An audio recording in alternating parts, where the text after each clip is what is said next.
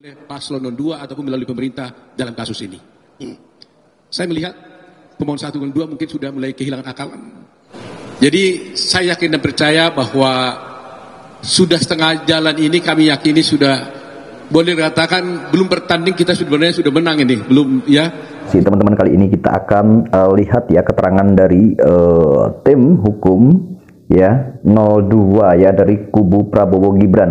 Dan di sini sangat menarik sekali ya teman-teman ya. Jadi Pak Otto Hasibuan ini menjelaskan bahwa kubu 01 atau 03 ini katanya sudah kehilangan akal teman-teman. Nah, kita tonton ya teman-teman selengkapnya pernyataan setelah sidang sengketa Pilpres ini selesai.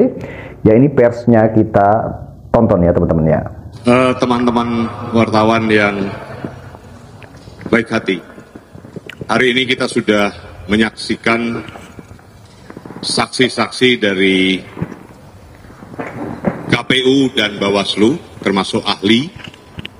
Mereka sudah menerangkan hal-hal yang mereka ketahui, mereka lihat, mereka dengar, mereka alami, dan mereka laksanakan. Kami, tim kuasa hukum Prabowo Gibran, mengucapkan terima kasih kepada Bawaslu maupun KPU yang sudah bekerja sedemikian rupa secara cermat, teliti, dan bekerja keras untuk bisa melaksanakan pemilu ini dengan damai, tidak seperti pada pemilu-pemilu yang lalu-lalu, dan semuanya dapat dipertanggungjawabkan secara hukum, secara yuridis di Mahkamah Konstitusi. Adapun dalil-dalil permohonan paslon 1 dan paslon 3 yang telah disampaikan kepada Mahkamah Konstitusi, kepada majelis hakim yang mengadili, hari ini semuanya terbantahkan dan terpatahkan oleh kesaksian saksi-saksi dari Bawaslu maupun dari KPU serta ahli-ahli yang mereka hadirkan. Jadi segala narasi-narasi dari permohonan 01 maupun permohonan 03 yang seolah-olah wah, seolah-olah heboh, ternyata setelah diklarifikasi oleh saksi-saksi dan ahli dari KPU maupun dari Bawaslu, semuanya sama sekali hanya bagaikan tong kosong nyaring bunyinya. Saya kira itu dari saya. Ada tambahan dari ketua tim kami, Prof. Yusril, silakan. Baik, terima kasih.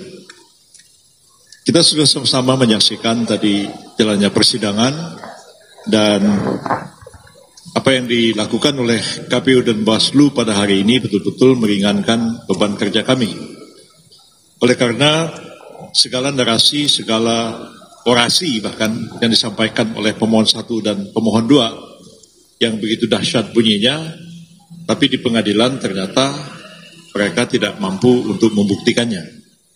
Ini adalah badan pengadilan, dan di pengadilan ini adalah satu tempat ya yang semua orang diberikan kesempatan yang seluas-luasnya untuk membuktikan apa yang dia ucapkan, apa yang dia narasikan, bahkan apa yang dia tuduhkan. Ngomong apa, silakan, tapi Anda buktikan di sini. Kelihatannya memang narasinya dahsyat, tapi miskin sekali pembuktian. Hari ini KPU dan Bawaslu menghadirkan ahli dan saksi, dan itu betul-betul meringankan pekerjaan kami, oleh karena semua bukti-bukti yang diajukan oleh pemohon 1 dan pemohon 2 dibantah oleh saksi-saksi dan ahli dari KPU dan Bawaslu. Besok giliran kami yang akan menghadirkan ahli. Kami akan menghadirkan 8 ahli, 6 saksi ke persidangan besok, dan sekali lagi akan membantah, akan menolak seluruh bukti-bukti dan argumen yang diajukan oleh pemohon 1 dan pemohon 2. Kami optimis bahwa persidangan ini berjalan baik dan insya Allah akan memenangkan kami sebagai kuasa hukum dari paslon nomor urut 2 dan pihak terkait dalam persidangan ini, dan dari berbagai perkembangan yang terjadi sekarang semakin menguatkan keyakinan kami bahwa kami sebenarnya berada pada posisi yang kuat dari segi argumentasi hukum maupun dari segi bukti-bukti yang dihadirkan di persidangan ini. Kami malah lebih senang lagi karena pihak pemohon 1, pemohon 2 menyarankan supaya dihadirkan menteri-menteri. Silakan, dan kami sudah mendengar bahwa 4 menteri akan hadir dalam sidang hari Jumat yang akan datang, dan nanti kita akan lihat apa yang dinarasikan sekarang ini oleh pemohon 1, pemohon 2 justru akan berbalik dengan kehadiran para menteri itu.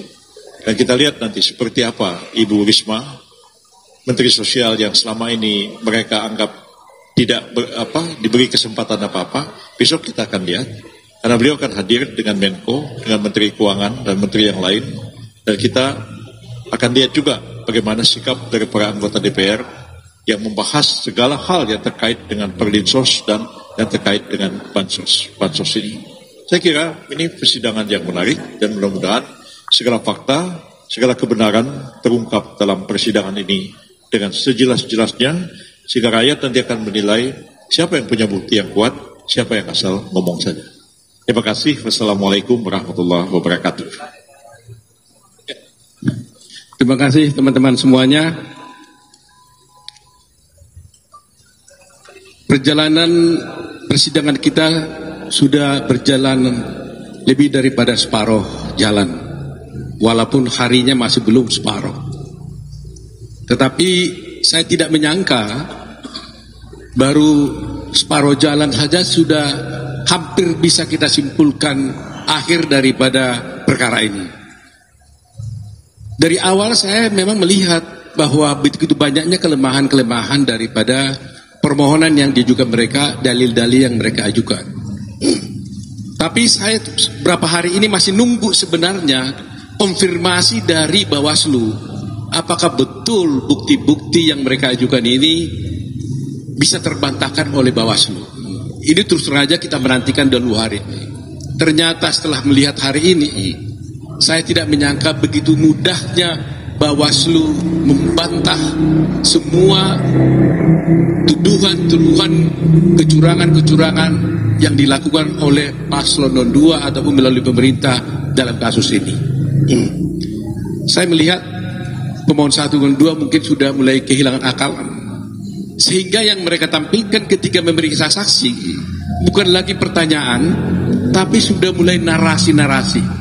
Mulai dari pagi hari narasi tentang Sirekap adalah alat bantu kecurangan, kemudian tidak jujur dan adil dan sebagainya, bansos dan sebagainya ya.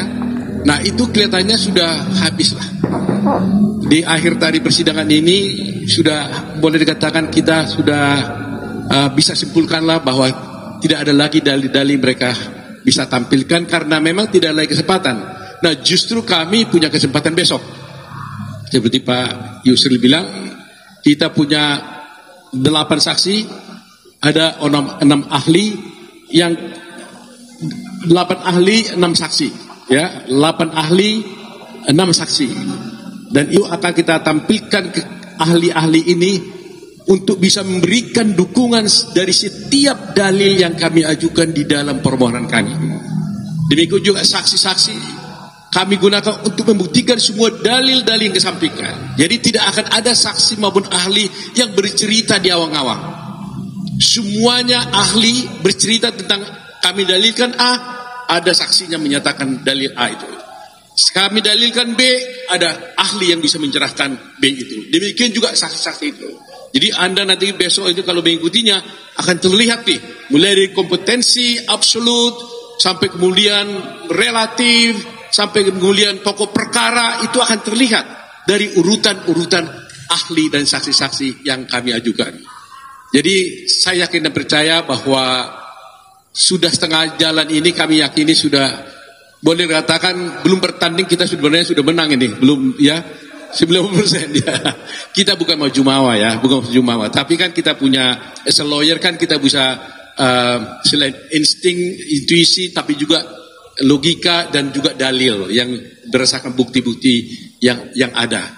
Jadi mudah-mudahan nantinya pemilu ini akan berakhir dengan cepat, akan bisa diakhiri terpilihannya Pak Prabowo ini bisa. Kalau sekarang kan boleh ada yang bilang dia masih presiden elect, dan ada yang mengatakan dia presiden elect dalam sengketa.